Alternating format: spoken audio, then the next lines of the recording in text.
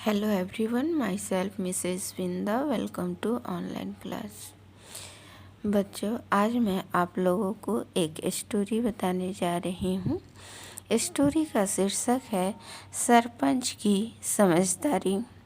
बच्चों, इस स्टोरी के द्वारा यह बताया गया है कि यदि मनुष्य धैर्यपूर्वक अपने विवेक से समस्याओं का सामना करे, सॉल्यूशन करे, तो वह विजय पा सकता है। अब आगे हम लोग स्टोरी को इस तरह से स्टार्ट करते हैं। एक समय की बात है, रोशनपुर नामक एक गांव में कुछ दिनों से बहुत चोरियां हो रही थी। चोरों के कारण गांव के लोगों का जीना मुश्किल हो गया था। गांव वाले प्रत्येक दिन चोरों को पकड़ने की नई नई तरकीबें बनाते, लेकिन सब धरी की धरी रह जाती। गांव के सरपंच चौधरी साहब भी इस विकट समस्या का समाधान जल्द से जल्द निकालना चाहते थे। एक रात चौधरी साहब चारपाई पर लेटे थे कि उन्हें खिड़की के बाहर 2-3 आदमी खड़े दिखाई दिए।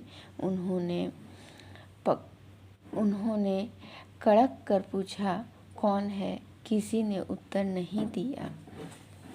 सरपंच को समझ में आ गया कि आज चोरों ने चोरी के लिए मेरा ही घर चुना है। शोर मचाने का मतलब है चोरों को भगाना, और ऐसा करके गांव से चोरी समाप्त नहीं की जा सकती थी।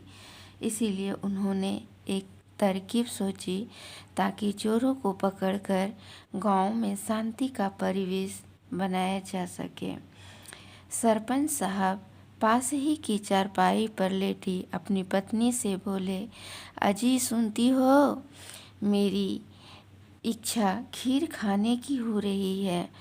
तुम थकी हो तो मैं स्वयं ही बना लेता हूँ। सुबह सुबह उठकर खाएंगे।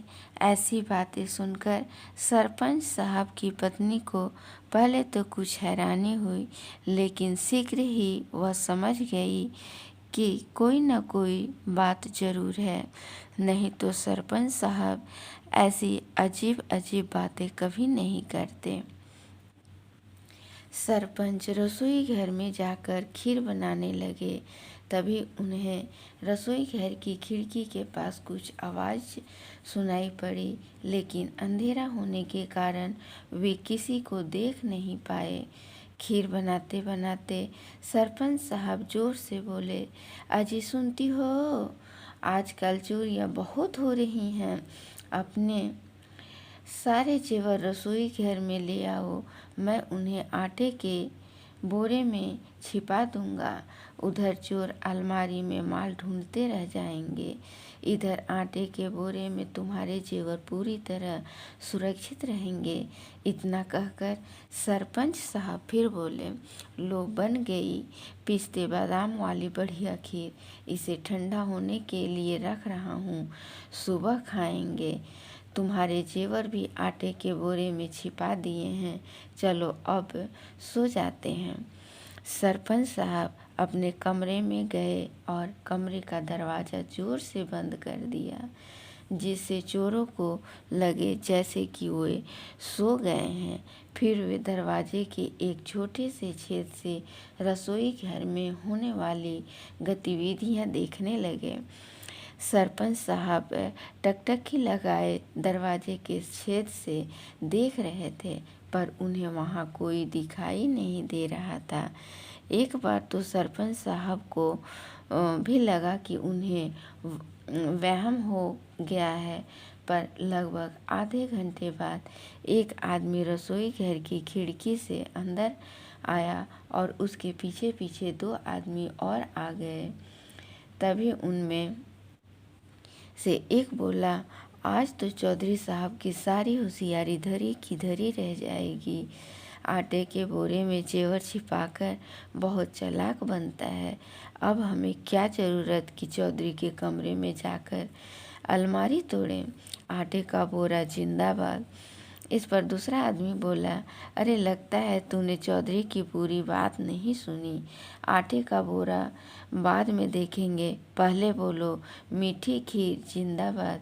अरे भाई, क्या तुमने नहीं सुना? सबसे पहले पेट पूजा, उसके बाद काम पूजा। सरपंच साहब दरवाजे के छेद से झांककर उनकी इन हरकतों को देख रहे थे और मुस्कुरा रहे थे, क्योंकि इन चोरों को पकड़ने के लिए सरपंच साहब ने जो योजना बनाई थी वह अब लगभग पूरी हो रही थी। चोर मज़े से सरपंच साहब की बनाई हुई खीर खा रहे थे और उसकी तारीफ कर रहे थे, किंतु थोड़ी ही देर बाद उनकी आवाज़ आना बंद हो गई। सरपंच साहब ने छेद से झांक कर देखा तो तीनों चोर गहरी नींद में सो रहे थे। सरपंच साहब ने पहले से ही सोच रखा था कि अब इनका क्या करना है। उन्होंने तुरंत फ़ोन करके पुलिस को इस घटना की सूचना दी। लगभग 10-15 मिनट में पुलिस सरपंच साहब के घर पहुंच गई और रसोई घर में सोते चोरों को गिरफ्तार कर लिया गया। पुलिस अधिकारी ने सरपंच साहब से पूछा, चौधरी साहब, आपने इन्हें ऐसा क्या खिला दिया कि ये सब मज़े से सोने लगे? पुलिस अधिकारी की बात सुनकर सरपंच साहब हंसते हुए जोर से बोले, खीर में नींद की गोलियां जिंदाबाद।